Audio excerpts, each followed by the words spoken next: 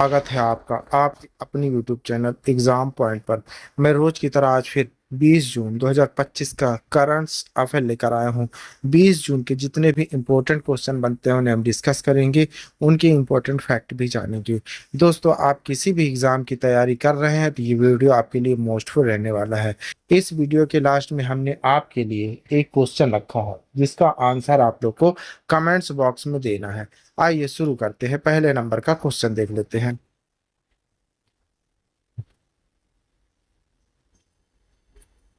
पहला क्वेश्चन देखते हैं, विश्व शरणार्थी दिवस किस दिन मनाया जाता है? सही आंसर है ए, 20 जून को, आज ही के दिन। की पॉइंट देखते हैं, संयुक्त राष्ट्र यूएन विश्व शरणार्थी दिवस प्रत्येक वर्ष 20 जून को मनाया जाता है। यह घटना महिलाओं, पुरुषों और बच्चों के साहस, शक्ति, दृढ़ संकल्प का सम्मान करती है, जो उत्पीड़न, संघर्ष और हिंसा के खतरे के तहत अपने देश से भागने के लिए मजबूर हो जाते हैं। संयुक्त राष्ट्र द्वारा वर्तमान में देखे गए अंतरराष्ट्रीय दिनों में से कुछ। आइए दूसरे नंबर का क्वेश्चन देखते हैं।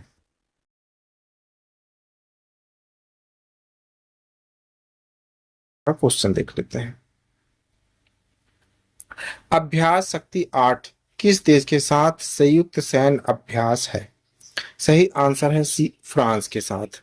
की पॉइंट देख लेते हैं, जम्मू और कश्मीर राइफल के नेतृत्व में भारतीय सेना की 90 सदस्यीय टुकड़ी दक्षिण फ्रांस के कैंप लारजेकला केवेलरी में 18 जून से 1 जुलाई 2025 तक आयोजित होने वाला संयुक्त भारत फ्रांसीसी सैन्य अभ्यास शक्ति 8 के लिए रवाना हुई।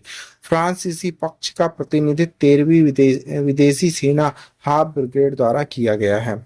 द्विवार्षिक अभ्यास संयुक्त राष्ट्र चार्टर के अभ्यास 8 के तहत उप पारंपरिक युद्ध में संयुक्त संचालन पर केंद्रित है, जो अर्ध शहरी इलाकों में आयोजित किया जाता है। इसका उद्देश्य आधुनिक सैन्य प्रौद्योगिकियों में साझा अभ्यास और प्रशिक्षण के माध्यम से दोनों सेनाओं के बीच अंतर संचालन, सामरिक समन्वय और परिचालन समझ को बढ़ाना है। आइए आगे बढ़ते हैं, तीसरे नंबर का क्वेश्चन देखते हैं।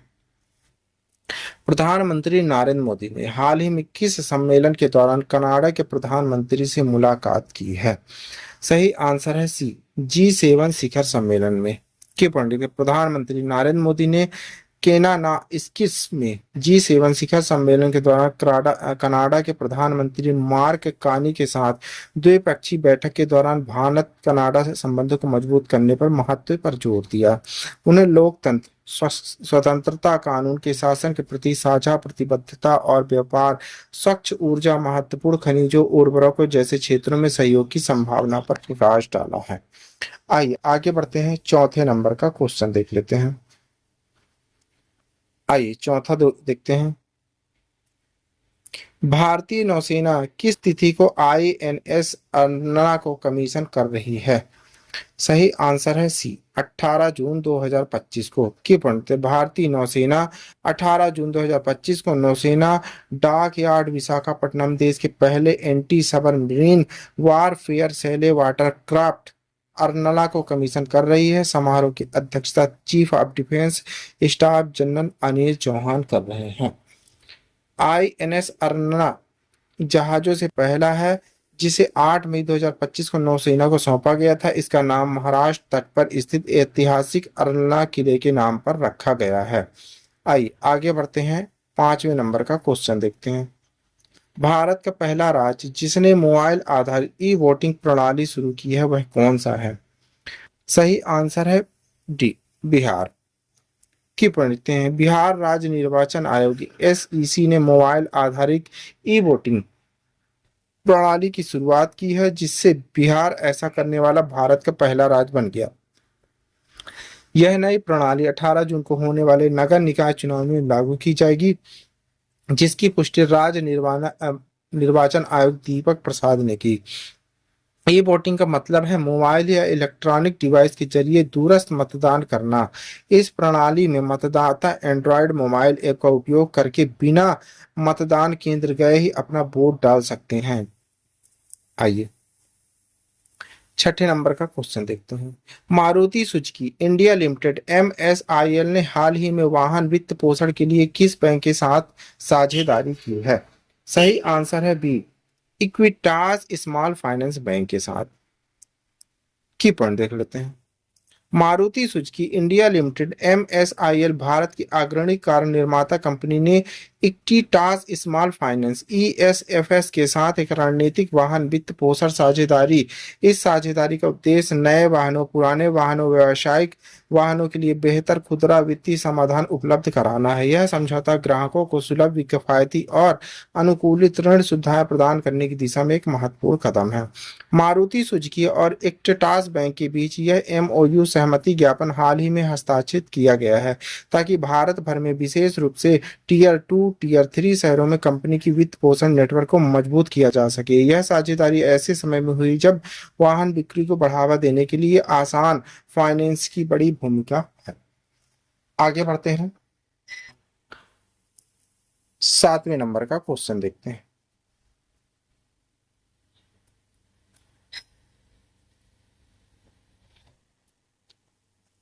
अंकित रैना और एलिस रोबे द्वारा जीता गया टीआईटीएफ महिला टेनिस टूर्नामेंट कहाँ आयोजित किया गया है?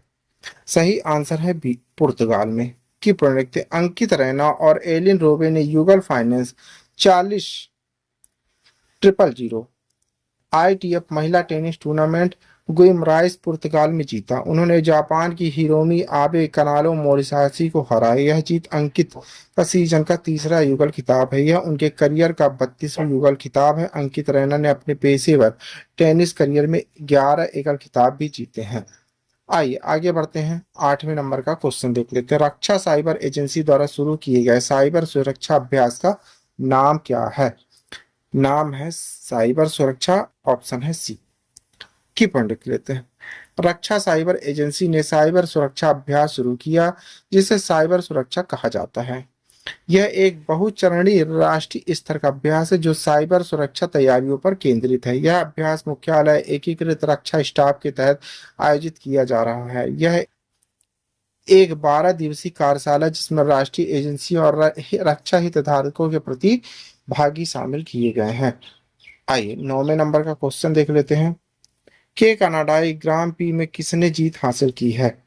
सही आंसर है डी, जॉर्ज रसेल ने 2025 का कनाडाई ग्रां प्री जीता। इस सीजन में फार्मूला 1 का चौथा अलग विजेता बन गया। उन्होंने कमांडेड प्रदर्शन सर्किट ग्लास रिव्यू में दिए गए। रसेल मशीन के लिए ड्राइव करते और टीम के साथ जीत का जश्न मनाया।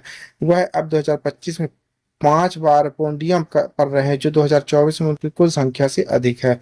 रसेल वर्तमान में मैक्स वर्स्टैपेन से केवल 19 अंक पीछे रहे, जो ड्राइवर्स स्ट्रिंग में P3 के लिए लड़ रहे थे।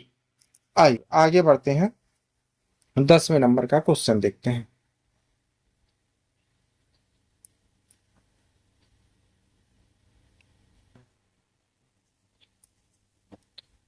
मोटा द्वारा शुरू की गई जनजाति सशक्तिकरण अभियान का नाम क्या है? सही आंसर है बी, धरती आबा जन भागीदारी अभियान। की पढ़ लिखते हैं। मोटा जनजाति कार्य मंत्रालय ने सबसे बड़ा जनजाति सशक्तिकरण अभियान शुरू किया, जिसे धरती आबा जन भागीदारी अभियान कहा जाता है। यह एक बड़े पैमाने पर लाभ संतृप्ति अभियान है, जिसमें शामिल है 207 पीवीटीजी विशेष रूप से कमजोर जनजाति समूह प्रधान जिले हैं। लगभग 1 लाख गांव और बस्तियां शामिल की गई हैं। आइए 11वें नंबर का क्वेश्चन देख लेते हैं। किस कंपनी ने एक एआई सुलभ समाधान को लागू करने के लिए यूरोप विकास बैंक परिषद के साथ भागीदारी की है? सही आंसर है सी, टीसीएस। की पढ़ लेते हैं। टाटा कंसल्टेंसी सर्विस टीसीएस ने यूरोप विकास बैंक परिषद सीईबी के साथ भागीदारी की। उद्देश्य बैंक के संचालन के आधुनिकीकरण के लिए एआई संचालित सुलभ समाधान को लागू करना है। टीसीएस को लागू करेगा। यह समाधान जटिल लेन देन को सुव्यवस्थित करने और सुलभ प्रतिक्रियाओं को स्वचालित करने में मदद करेगा। आइए आगे बढ़ते हैं, 12वें नंबर का क्वेश्चन देख लेते हैं।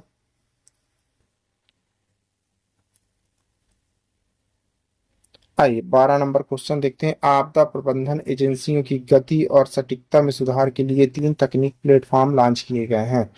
किसने किए हैं? अमित शाह जी ने, ऑप्शन है ए। की पॉइंट देखते हैं। केंद्रीय गृह मंत्री अमित शाह ने आपदा प्रबंधन के लिए 3 प्रमुख तकनीकी प्लेटफॉर्म लॉन्च किए। आपातकालीन प्रतिक्रिया के लिए एकीकृत नियंत्रण कक्ष, आपातकालीन प्रबंधन के लिए राष्ट्रीय डेटाबेस लाइट 2.0 एनडीईएम लाइट 2.0 है। असम का बाढ़ का खतरा क्षेत्रीकरण एटलस है। आइए 13 नंबर का क्वेश्चन देख लेते हैं। किस देश के शोधकर्ताओं ने ई कचरे से चांदी प्राप्त करने के लिए एक हरित विधि विकसित की है? सही आंसर है सी, फिनलैंड ने। की पॉइंट देखते हैं।